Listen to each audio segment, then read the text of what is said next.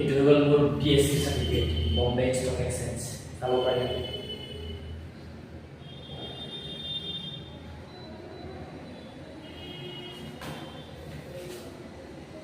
এইটো হৈ গ'ল মোৰ NSE certificate national stock exchange.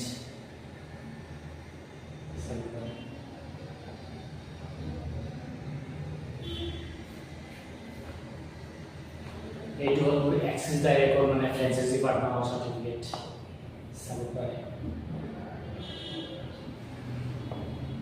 এইবিলাক মানে ডিছক্লেমাৰ হিচাপত দিব লাগে কাৰণ আজিকালি স্কেম বহুত হৈ আছে আমাৰ অসমত। চ' এইটো হৈ গ'ল চেবি হয় কি বুলি কয় নেশ্যনেল ইনষ্টিটিউট অফ ছিকিউৰিটিজ মাৰ্কেটৰ চাৰ্টিফিকেট।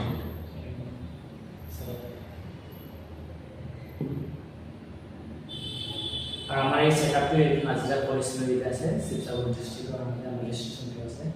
আমি বাহিৰতো মানে বিজনেছ কৰিব পাৰিম মানে অফিচ ৰেজিষ্ট্ৰেশ্যন নাই মেইন অফিচ ইয়াত।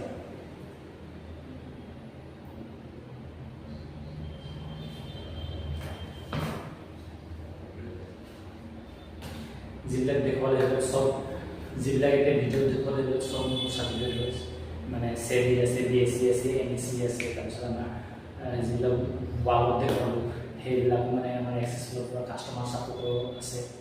কোনোবা কাষ্টমাৰ কিবা প্ৰব্লেম হ'লে তাৰ পৰা ফোন কৰিব পাৰে তেনেকুৱা টাইপৰ মানে দিয়া আছে। আজি ভিডিঅ'টো এইটো ভিডিঅ' বনোৱাৰ মেইন কাৰণ হৈ গ'ল যে মই চেবি ৰেজিষ্ট্ৰেট বুলি মই এইটো জাষ্ট দেখুৱাইছোঁ। আৰু দেখুৱাইছোঁ কি কাৰণে যে মানে যিমান ক্লাইণ্ট আছে মানে গৈ মানে কি ফিয়াৰটো নাথাকিব মানে কি ট্ৰেডিং বা বিজনেছ কৰিব মানে ইনভেষ্টিং কৰিব পৰা নাই। চ' এইটো কাৰণে প্ৰব্লেমটো কৈছোঁ আৰু বেলেগ একো ইণ্টেনশ্যন নাই। ঠিক আছে, হৰে কৃষ্ণ।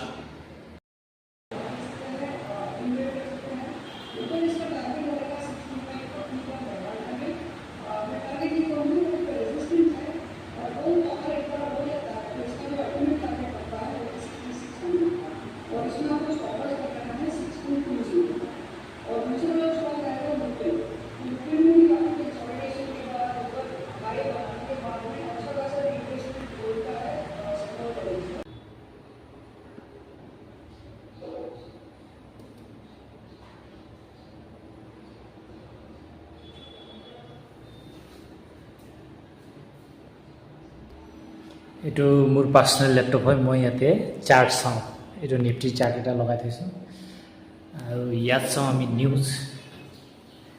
ইয়াত আমি নিউজ চাওঁ, নিউজ চাব লাগে, নিউজ বহুত ইম্পৰ্টেণ্ট হয়। নিউজ নাচালে ট্ৰেডিং বা ইনভেষ্টমেণ্টত মানে ডে ট্ৰেডিঙত বহুত মানে লছ হ'বলৈ চান্স থাকিব। চ' নিউজটো চাওঁ আমি। ইয়াত আমি অৰ্ডাৰ ট্ৰান্স কৰোঁ, এইটো এক্সিছ ডাইৰেক্টৰ টাৰ্মিনেল হয় আমাৰ। ইয়াতে আমি অৰ্ডাৰ ট্ৰান্স কৰোঁ। ইয়াৰ পৰা মই বহিম।